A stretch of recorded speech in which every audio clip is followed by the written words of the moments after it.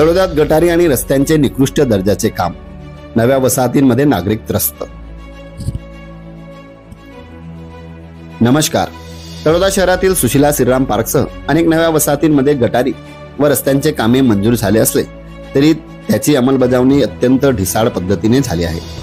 ठेकेदाराने काम सुरू केल्यानंतर पहिल्याच काही दिवसात पाईप निकामी होऊन पुन्हा खोदकाम करावे लागले, तरीही त्यातून धडा न घेता काम चालू ठेवण्यात आले आहे।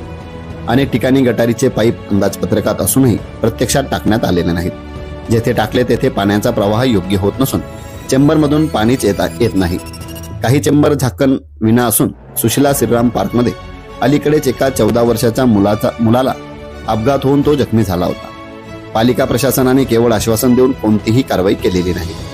रस्त्याच्या कडेने वाहने चढविण्यासाठी आवश्यक असलेला स्लोप ठेकेदाराने बनवलेले नाहीत। नागरिकांनी स्वतः माती टाकून सोय केली असून यामुळे चिखल साचून अपघात होत आहेत। गटारीचे काम करताना वसाहतीतील विद्युत पोल सरकवणे आवश्यक होते, मात्र केवळ कागदोपत्री पत्रव्यवहार करून ठेकेदाराने पोल तसाच ठेवल्याने वीज तारा घरांवर झुलत आहेत। यामुळे मोठे अपघात होण्याची शक्यता असून प्रशासनाने वारंवार सूचना मिळूनही दुर्लक्ष केले आहे।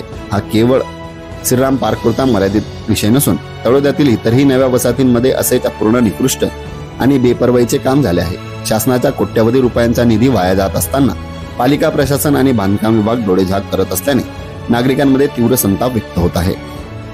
तळोदा शहरातील रस्त्याचे बांधकाम चालू आहे, त्या ठिकाणी रस्त्यावरच डिप्पी असल्यामुळे रस्ता अरुंद होतोय। आणखी सांगायचे तात्पर्य म्हणजे तळोदा नगर परिषदेचे इंजिनियरचे कुठल्याही प्रकारे देखरेख नसून काम एकदम निकृष्ट दर्जाचे होऊ राहिलं। नागरिकांना कुठल्याही प्रकारची गैरसोय होता कामा याच्यासाठी डिप्पी सरकवली पाहिजे व रस्ता रुंद झाला पाहिजे। अरुंद रस्ता आहे, त्याच्यामुळे लोकांना, नागरिकांना फार मोठ्या प्रमाणावर प्रॉब्लेम होतो आहे।